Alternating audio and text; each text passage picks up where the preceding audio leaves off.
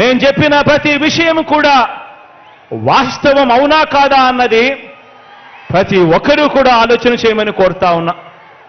ఆలోచన చేయడమే కాదు, ప్రతి ఇంటికి కూడా ఈ వాస్తవాలను తీసుకొని పొమ్మని అడుగుతా ఉన్నా మిమ్మల్ని అందరినీ కూడా. ఒకప్పుడు 2019లో ఆలోచన చేయమని అడుగుతా ఉన్నా. ఒకప్పుడు 2019లో మనం అధికారంలోకి రాకమునుపు ఏ ప్రభుత్వమైనా కూడా ఇది సాధ్యపడుతుందా అసాధ్యం అని చెప్పి అనుకుంటా ఉన్న పనులన్నీ కూడా ఈరోజు సాధ్యం చేయగలిగినాం. సాధ్యమవుతాయా ఇవన్నీ చేయడానికి? గ్రామ స్వరాజ్యం తీసుకుని రాగలుగుతామా? ఒక లంచాలు వివక్ష లేని పాలన ఇవ్వగలుగుతామా అని 2019కి ముందు ఎవరినైనా అడిగితే కుదరనే కుదరదు, ఎప్పుడూ జరగలేదు అన్న మాటలు వినిపించే పరిస్థితి నుంచి ఈరోజు ఇవన్నీ కూడా జరుగుతూ ఉన్నాయి అనంటే ఈరోజు దానికి కారణం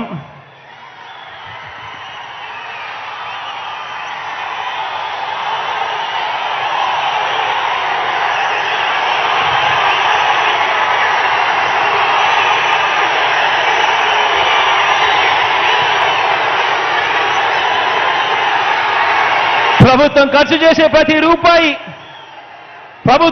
చేసే ప్రతి రూపాయిని కూడా ఎలాంటి లంచాలు లేకుండా, ఎలాంటి వివక్షకు తావు లేకుండా, అర్హత మాత్రమే ప్రమాణికంగా ప్రతి ఒక్కరికి కూడా, కులం చూడకుండా, మతం చూడకుండా, ప్రాంతం చూడకుండా, వర్గం చూడకుండా, చివరికి వారి రాజకీయ పార్టీ అనేది ఏమిటి అని కూడా చూడకుండా నేరుగా పేదలకు వారి చేతికి అందించడం సాధ్యం కాదు అని ఎవరైనా అంటే కాదు, అది సాధ్యమే.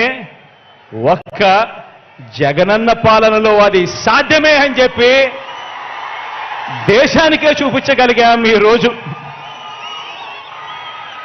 ఆలోచన చేయమని అడుగుతా ఉన్నా. ఎన్నికలప్పుడు మేనిఫెస్టో అని చెప్పి పెద్ద పెద్ద మాటలు చెప్తారు. ఎన్నికలప్పుడు ప్రజలను మోసం చేసేందుకు పెద్ద పెద్ద మేనిఫెస్టోలు చెప్తారు, మేనిఫెస్టోలు రిలీజ్ చేస్తారు. మేనిఫెస్టోలు రిలీజ్ చేయడము, వాగ్దానాలు చేయడం, ఆ తర్వాత మోసం చేయడము, ఆ ఎన్నికల మేనిఫెస్టోను చెత్తబుట్టలో పడేయడం, ఇది సాంప్రదాయంగా జరుగుతా ఉన్న పరిస్థితిని మొట్టమొదటిసారిగా మీ బిడ్డ వచ్చిన తర్వాతనే ఎన్నికల మేనిఫెస్టోకు విశ్వసనీయత తీసుకొచ్చింది ఎప్పుడు అంటే అది మీ బిడ్డ ముఖ్యమంత్రి అయిన తర్వాతనే అని కూడా చెప్పడానికి ఈరోజు గర్వపడతా ఉన్నా. మీ బిడ్డ చెప్పింది ప్రతిదీ కూడా చేశాం. మీ బిడ్డ హయాంలో చెప్పింది ప్రతిదీ కూడా చేశాం. మొట్టమొదటిసారిగా ఆ మేనిఫెస్టోను చూపించి 99% వాగ్దానాలను అమలు చేసి ఆ మేనిఫెస్టోను ప్రజల దగ్గరికి తీసుకొని పోయి ప్రతి అక్కకు, ప్రతి చెల్లెమ్మకు చూపించి, ప్రతి అన్నకు, ప్రతి తమ్ముడికి దాన్ని చూపించి, ప్రతి అవ్వకు, ప్రతి తాతకు దాన్ని చూపించి, వారి చిక్కటి చిరునవ్వుల మధ్య వాళ్ళ ఆశీస్సులు తీసుకుంటా ఉన్న పార్టీ ఎక్కడైనా ఉంది అనంటే అది మన వైఎస్ఆర్సీపీ పార్టీ అని మాత్రమే చెప్పగలుగుతాను.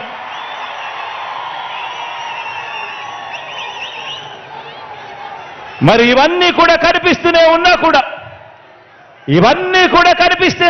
కూడా కళ్ళుండి ఈర్ష్యతో చూడలేని కబోదులు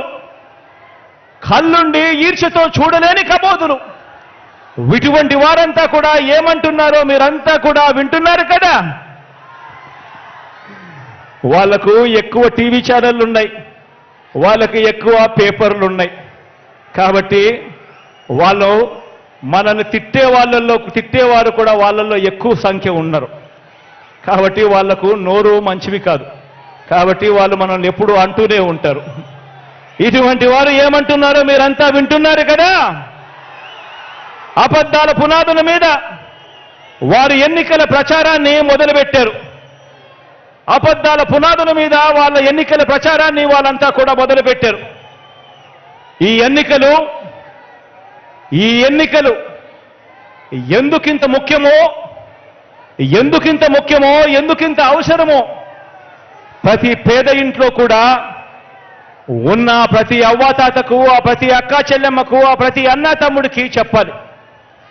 ఈ ఎన్నికలు కేవలం ఒక ఎమ్మెల్యేనో ఒక ఎంపీనో ఎన్నుకునే ఎన్నికలు మాత్రమే కావు. అందరూ ఈ విషయాన్ని గమనించండి. ప్రతి ఒక్కరూ కూడా ఈ విషయాన్ని గమనించి ప్రతి ఇంటికి వెళ్ళి కూడా ఈ విషయాన్ని చెప్పండి. వచ్చే ఎన్నికలు కేవలం ఒక ఎమ్మెల్యేనో ఒక ఎంపీనో ఎన్నుకునే ఎన్నికలు మాత్రమే కావు. ఈ ఎన్నికలు ఈ రాష్ట్రంలో ఈ 57 నెలలుగా పేదలకు అందుతా ఉన్న సంక్షేమాన్ని, వారి పిల్లల భవిష్యత్తుని నిర్ణయించనున్న ఎన్నికలు ఈ ఎన్నికలు అని చెప్పి ప్రతి ఇంట్లోకి వెళ్ళి చెప్పండి. ప్రతి అవ్వ, ప్రతి తాత, ప్రతి కుటుంబం భవిష్యత్తు, ప్రతి సామాజిక వర్గం భవిష్యత్తు, ప్రతి ప్రాంతం భవిష్యత్తు, ప్రతి రైతన్న భవిష్యత్తు, అక్క చెల్లెమ్మల సంక్షేమం, వారి ఇంటిలో కూడా జరుగుతా ఉన్న అభివృద్ధి, వారి పిల్లల భవిష్యత్తు అన్నీ కూడా ఈ ఎన్నికలతో ముడిపడి ఉన్నాయి అన్న సంగతిని ప్రతి ఒక్కరూ కూడా గమనించండి అని అడుగుతా ఉన్నాను. ప్రతి విషయము కూడా, ఈ విషయాలన్నీ కూడా ప్రతి ఇంటికి వెళ్ళి చెప్పండి. ఇప్పటికే మనం 3,000 రూపాయలు చేసిన పెన్షన్, ఇప్పటికే మనం 3,000 రూపాయలు చేసిన పెన్షన్ 1వ తేదీన ఉదయాన్నే ఈ 3,000 రూపాయల పెన్షన్ అందాలన్నా, భవిష్యత్తులో ఇది పెరగాలన్నా, ఇంటికి ఆ పెన్షన్ రావాలన్నా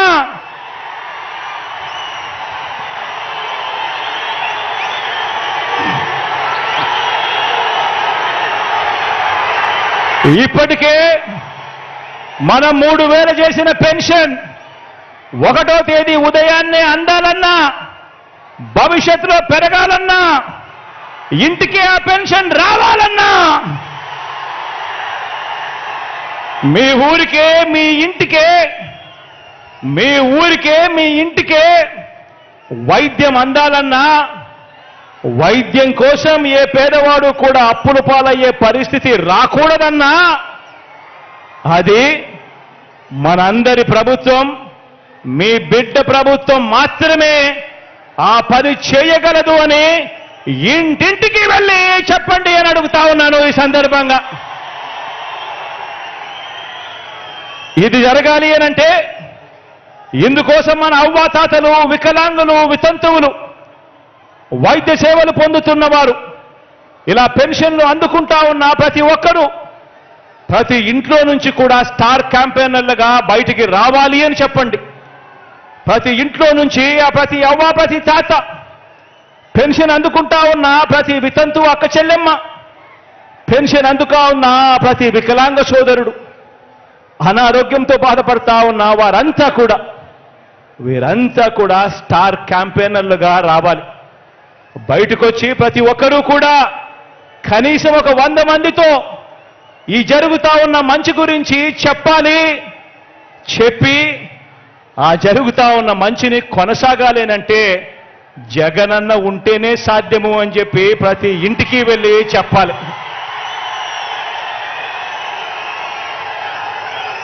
అక్క చెల్లెమ్మలకు అమ్మఒడి,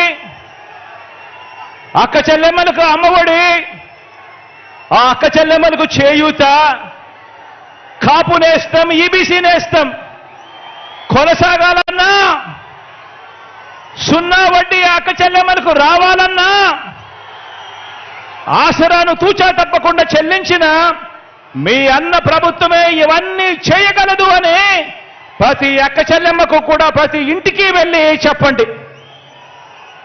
వారే, ఆ అక్క చెల్లెమ్మలే మన స్టార్ క్యాంపెయినర్లుగా బయటికి రావాలి అని చెప్పండి. వచ్చి ఆ ప్రతి అక్క చెల్లెమ్మ కూడా కనీసం 100 మందికైనా కూడా చెప్పి ఓటు వేయించాలి, మళ్ళీ జగనన్న ప్రభుత్వమే రావాలి అని చెప్పి ప్రతి అక్క చెల్లెమ్మకు చెప్పండి.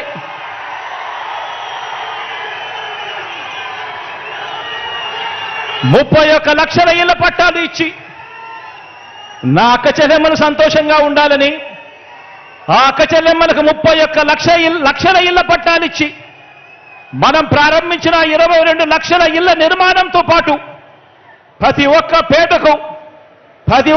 అక్క చెల్లెమ్మలకు వారి సొంత ఇంటి కళ నెరవేరాలన్నా, ఇలా మహిళా సాధికారతకు ఏ మంచి జరగాలన్నా కూడా మీ అన్న ప్రభుత్వమే చేయగలదు.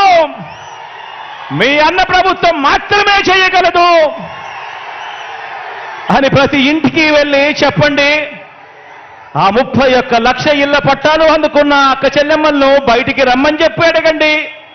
స్టార్ క్యాంపెయినర్లుగా మారాలని అడగండి. ఆ ప్రతి అక్క చెల్లెమ్మ కూడా కనీసం 100 మందికి జరిగిన మంచి గురించి చెబుతూ ఆ ప్రతి అక్క చెల్లెమ్మ కూడా మీ బిడ్డ జగనన్న పాలన తేవాలి అని చెప్పి అడుగులు ముందుకు వేయాలి అని చెప్పండి. గవర్నమెంట్ బడులు మారాలన్నా, ఇంగ్లీష్ మీడియం చదువులు ఆ గవర్నమెంట్ బడులలో రావాలన్నా, ప్రతి క్లాస్ రూమ్లోనూ డిజిటల్ బోధనతో మొదలు ప్రతి పిల్లాడు చేతిలోనూ ట్యాబులు, మీ ఇంటికి ఆ పిల్లాడు ఆ ట్యాబులు పట్టుకొని రావాలన్నా, పెద్ద చదువులకు ఆ పిల్లలకు 100% ఫీజు రీయింబర్స్మెంట్ ఇచ్చే విద్యా దీవెన, వసతి దీవెన ఇవ్వాలన్నా, ఆ పిల్లల తలరాతలు మార్చే అంతర్జాతీయ చదువులు మీ పిల్లలకు అందాలన్నా మీ అన్న ప్రభుత్వం మాత్రమే చేయగలదని ఇంటింటికి వెళ్ళి చెప్పండి.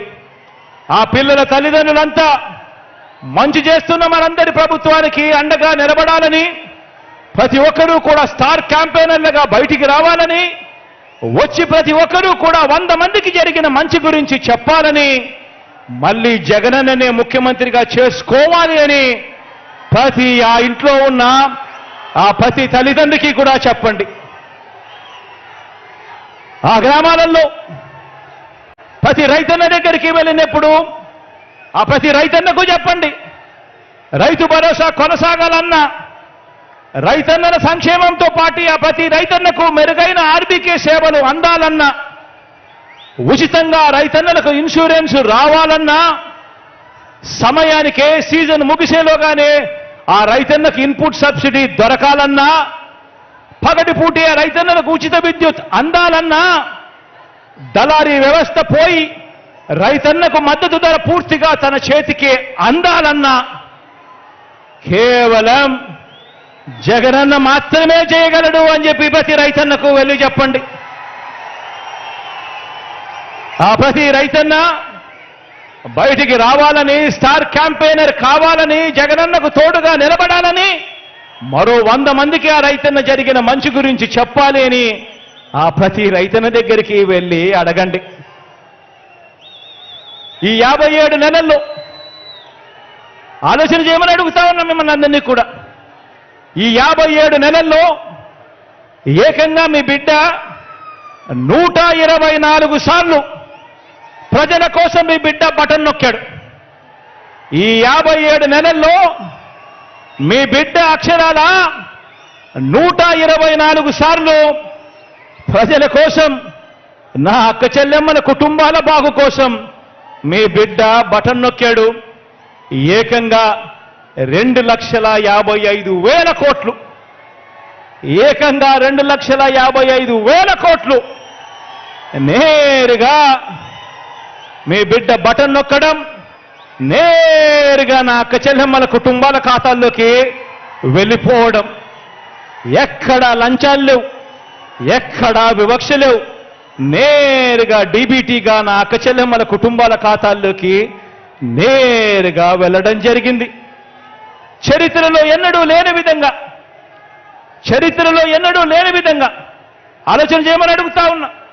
ఇది ఇంతకు ముందు ఎప్పుడూ చూడని విధంగా, చరిత్రలో ఎప్పుడూ జరగని విధంగా మనందరి ప్రభుత్వం 2,55,000 కోట్ల రూపాయలు డీబీటీగా పేద కుటుంబాలకు పంపింది. ఈ పథకాలన్నీ కూడా అందుకున్న ఆ కుటుంబాలకు మంచి చేసిన మనందరి ప్రభుత్వానికి వారే అండగా నిలబడాలని, ఆ కుటుంబాలే స్టార్ క్యాంపెయినర్లుగా బయటికి రావాలని, మరో 100 మందికి జరిగిన మంచి గురించి చెప్పాలని గడప గడపకు వెళ్ళి కోరండి. ఆలోచన చేయమని అడుగుతా ఉన్నా. ఇంత మంచి చేసిన ప్రభుత్వానికి ఈ మంచి కొనసాగింపుకు మద్దతుగా 2024 ఎన్నికల్లో ఆ ప్రతి ఇంట్లో ఉన్న ప్రతి ఒక్కరూ కూడా జగనన్న 124 సార్లు మన కోసం బటన్ నొక్కాడు. జగనన్న కోసం మనం కేవలం ఒక్కసారి జగనన్న కోసం 2 బటన్లు నొక్కలేమా అని చెప్పి ప్రతి ఇంటికి వెళ్ళి ప్రతి ఇంట్లో కూడా చెప్పండి.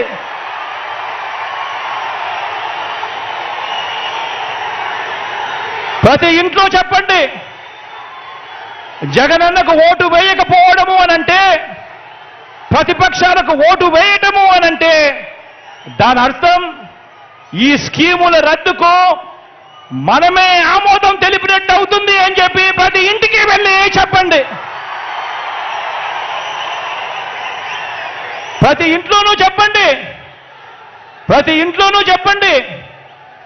ఈరోజు నెల 1వ తారీఖున పొద్దున్నే చిరునవ్వుతో తలుపు తట్టి ప్రతి అవ్వ, ప్రతి తాతకు, ప్రతి అక్క, ప్రతి చెల్లెమ్మకు, ప్రతి అన్న, ప్రతి తమ్ముడికి ఒక మంచి తమ్ముడిగా, ఒక మంచి చెల్లెమ్మగా ఈరోజు నేరుగా ఇంటి దగ్గరికే వచ్చి సేవలు అందుతా ఉన్నాయి.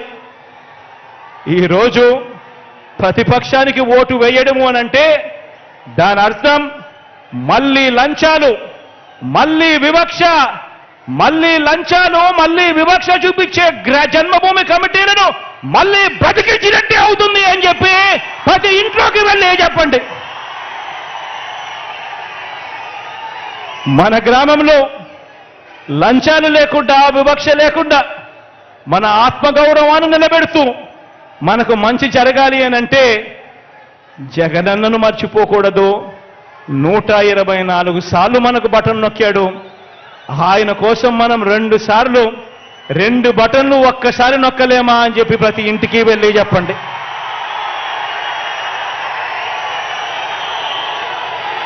ఆ ఇంటికే పెన్షన్,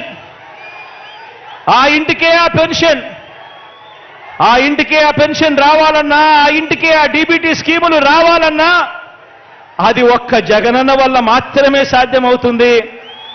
అందుకే మీ జగనే సీఎంగా ఉండాలి, మన వైఎస్ఆర్సీపీ ప్రభుత్వమే కొనసాగాలి. దానికోసం మన వంతు ప్రయత్నం మనం చెయ్యాలి. ఖచ్చితంగా మనమందరం బయటికి రావాలి. ఈరోజు జగనన్న ఒక్క దేవుడిని, మనల్ని మాత్రమే నమ్ముకున్నాడు.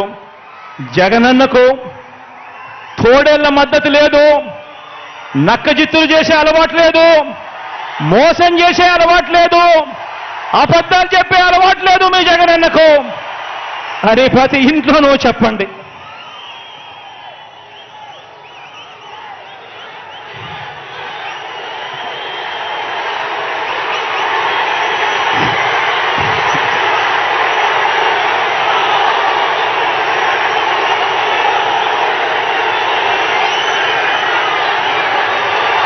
ఒకటి అసెంబ్లీకి, ఒకటి పార్లమెంటుకు